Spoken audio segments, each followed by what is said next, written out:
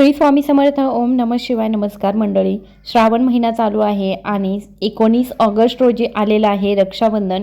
याच दिवशी नारळी पौर्णिमा सुद्धा आहे आणि तिसरा सोमवार सुद्धा आहे. असे 3 योग एकत्र आलेले आहे, म्हणजे हा दुग्ध शर्करा योगच बनत आहे. अगदी दुधामध्ये साखर पडल्यासारखा हा अत्यंत प्रभावी असा योग या दिवशी बनत आहे. आणि या दिवशी रक्षाबंधन सुद्धा आहे. प्रत्येक बहिणीने आपल्या भावाला कोणत्याही प्रकारचे नजरदोष होऊ नये, कोणाचीही बाधा होऊ नये किंवा त्याला आयुष्यामध्ये कोणत्याही प्रकारची कमतरता पडू नये, त्याचं नेहमी सुख बघायचं आहे आपल्याला. तो नेहमी सुखी असावा, त्याच्या घरावरती आर्थिक प्रॉब्लेम्स नसावेत, त्याच्या घरामध्ये वादविवाद नसावेत, अशा सर्व गोष्टींपासून त्याने दूर राहावं आणि त्याने एक सुखी आयुष्य जगावं. यासाठी प्रत्येक बहिणीला आपल्या भावावरून एक गोष्ट उतरवून टाकायची आहे, ओवाळून टाकायची आहे. ती गोष्ट कोणती आहे हे जाणून घेण्यासाठी व्हिडिओ शेवटपर्यंत बघा आणि ती का उतरवून टाकायची हे सुद्धा मी तुम्हाला याच व्हिडिओमध्ये सांगणार आहे. त्यामुळे व्हिडिओ अगदी शेवटपर्यंत बघत राहा. तर बघा, 19 ऑगस्ट ही जी तिथी आहे, या दिवशी तिसरा सोमवार आहे. आपल्या प्रत्येकीला या दिवशी उपवाससुद्धा असणार आहे, कारण आपण सोमवारचं व्रत करत आहोत. बऱ्याच बहिणी भावाला राखी बांधण्यासाठी गावी गेल्या असतील किंवा भाऊ तिच्याकडे येत असेल, जसं असेल तसं. पण भावावरून तुम्ही ही जर एक गोष्ट उतरवून टाकली, जेव्हा तुम्ही ओवाळाल त्याच्यानंतर तुम्ही ही गोष्ट उतरवून टाका, नक्कीच त्याच्या मागे जी काही इडापिडा लागलेली आहे ती निघून जाईल.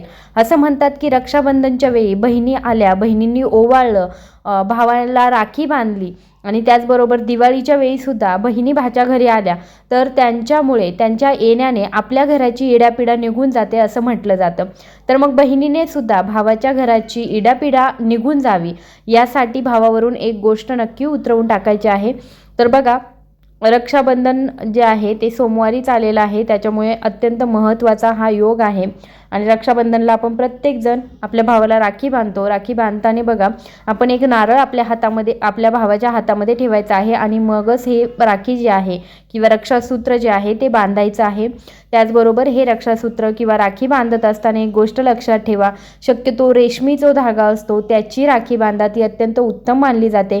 किंवा मग स्वामी केंद्रामधून आपल्याला भरपूर वेगवेगळ्या प्रकारच्या वेगवेगळे गोष्टी असणाऱ्या, म्हणजे रुद्राक्ष वगैरे असणाऱ्या राख्या मिळतात, तर तशी राखी तुम्ही बांधा.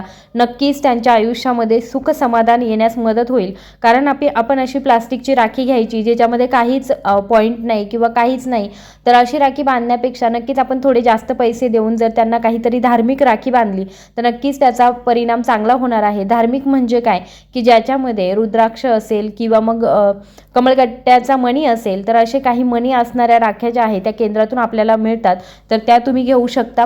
आणि त्याचबरोबर राखी बांधत असताना लक्षात ठेवा, राखी तुटलेली नसावी. मागच्या वर्षीची जुनी राखी वापरू नका. आपल्या भावाला आपण वर्षातून एकदाच रक्षाबंधनला ओवाळतो किंवा त्याची इडापिडा जावी म्हणून त्याला राखी बांधतो, तर अशा वेळी आपण जुनी राखी बांधू नका. नवीन रेशमी राखी घ्या आणि ती भावाला बांधा. त्याचबरोबर देवांचे चिन्ह असणाऱ्या किंवा मग देवांचे फोटोज असणाऱ्या अशा राख्या बांधू नका.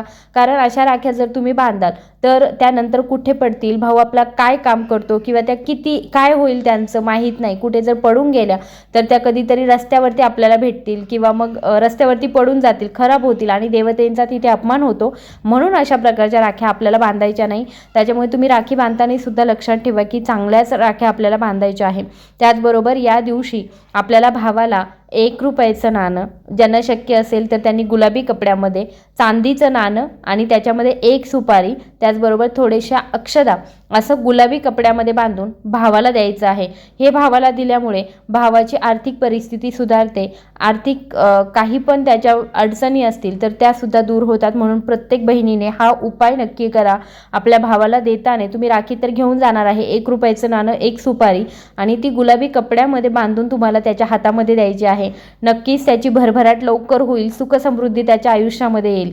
त्याचबरोबर बघा, या दिवशी आपल्याला आपल्या भावावरून एक गोष्ट उतरवून काढायची आहे. त्याच्यासाठी आपल्याला तुरटी लागणार आहे. तुम्ही हा उपाय दिवसभरामध्ये कधीही करू शकता. आता भावाला ओवाळायचं म्हणजे प्रत्येकजण संध्याकाळच्याच वेळी जाईल असं नाही, दिवसभरामध्ये कधीही ती भावाला ओवाळू शकते. तर मग तुम्ही जेव्हा ओवाळाल तेव्हाच हा उपाय त्याच्यानंतर तुम्ही करून टाका. जर तुम्ही संध्याकाळी थांबणार असाल तिथे किंवा भाऊ येणार असेल आणि तो थांबणार असेल तर संध्याकाळी तुम्ही हा उपाय केला तर अतिशय उत्तम. एक तुरटी घ्यायची आहे ती आपल्याला आपल्या भावावरून 7 वेळा उतरवून काढायची आहे आणि इडापिडा जाऊ दे, इडापिडा जाऊ दे असं म्हणत म्हणत ही 7 वेळा उतरवायची आणि ही तुरटी जी आहे ती आपल्याला पाण्यामध्ये विसर्जित करायची. म्हणजे कुठे सिंकमध्ये तुम्ही टाकू शकता, तुम्ही जर गावाकडे असाल तर विहिरीमध्ये टाकू शकता किंवा मग पाण्यामध्ये तुम्ही पाण्यामध्ये कशी विसर्जित होईल तुमच्याकडे जे काही उपलब्ध असेल तर त्या पाण्यामध्ये तुम्ही टाकून द्या. नंतर ती तिचं पाणी होऊन जाईल आणि मग तिचा कुठेच अंश उरणार नाही. पण अशी तुरटी जी आहे ती आपल्या भावावरून उतरवून टाकल्याने भावाच्या सर्व प्रकारच्या इडापिडा निघून जातात आणि म्हणून बहिणीने आपल्या भावाच्या घरावरील किंवा भावावरील सर्व इडापिडा निघून जाव्या, त्याचं आयुष्य सुखी आणि समृद्ध व्हावं यासाठी प्रत्येक बहिणीने अशी तुरटी नक्कीच आपल्या भावावरून उतरून काढली पाहिजे. आता तुरटी का उतरवून काढायची हे सुद्धा मी तुम्हाला सांगणार आहे. सगळ्यात जास्त प्रभावी गोष्ट म्हणजे तुरटी, की जी जास्तीत जास्त नकारात्मक ऊर्जा शोषून घेते.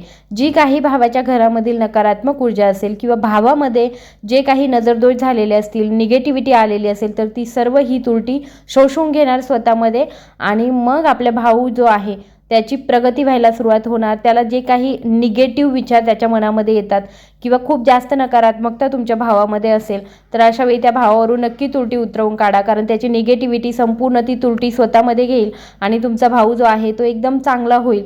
तो प्रत्येक गोष्ट जी आहे ती मनापासून करेल, त्याला प्रत्येक कामामध्ये यश मिळायला सुरुवात होईल. तर प्रत्येक बहिणीने हा उपाय नक्की करायचा आहे. आय होप ही माहिती तुम्हाला आवडली असेल.